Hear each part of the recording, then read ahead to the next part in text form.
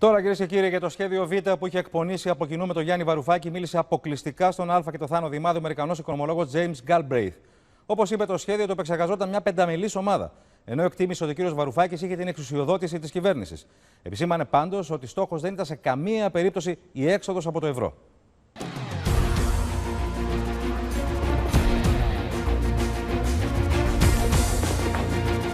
Κύριε καθηγητά, μπορείτε να μας πείτε ποιο ακριβώς είναι το σχέδιο το οποίο καταστρώνεται στο παρασκήνιο και υπό ποιες συνθήκες θα το εκτελούσατε?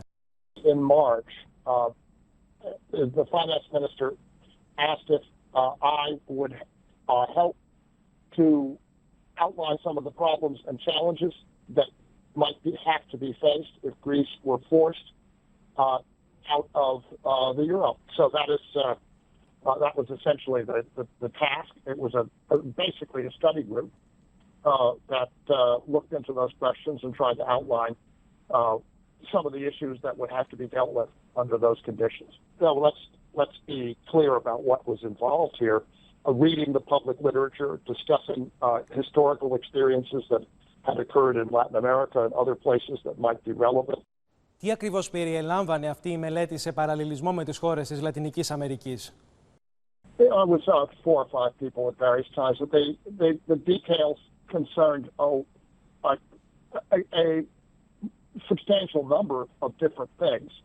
Obviously, one would have to be concerned, for example, about essential supplies. One would have to be concerned about the handling of liquidity. One would have to be concerned about a range of things that would came up, and what we were trying to do, communication strategy of the government, for example, explaining to people how to get through this. That kind of thing would have to be thought through. It was clear that this was a sensitive matter.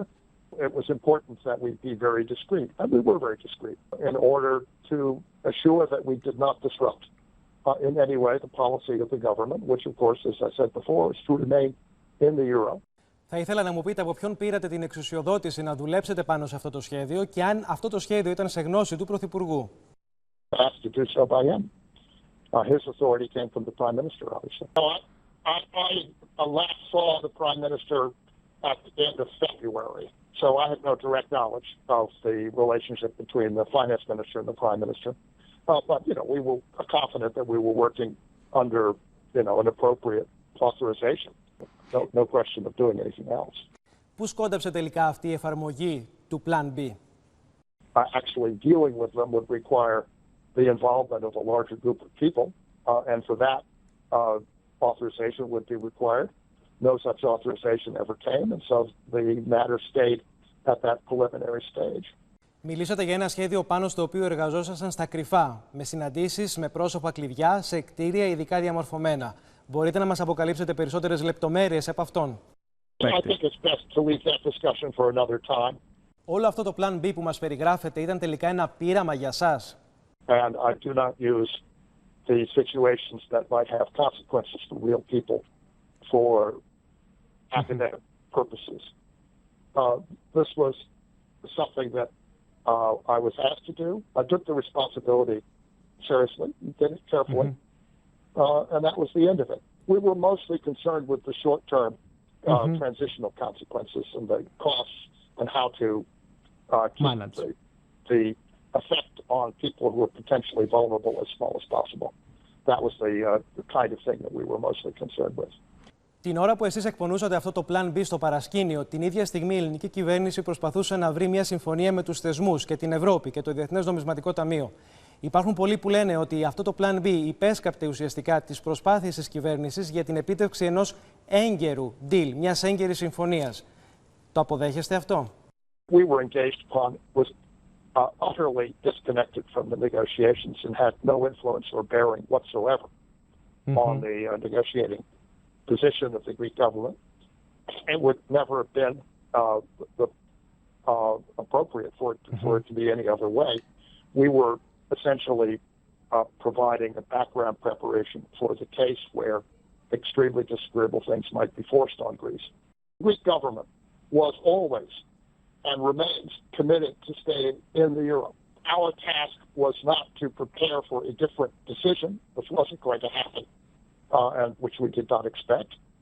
but to assist with thinking through the problems that might have to be dealt with if the Greek government were forced to take a different course. So I want to be very clear about that. We were not planning on, plotting or planning a change of policy. We weren't engaged in policy in any way.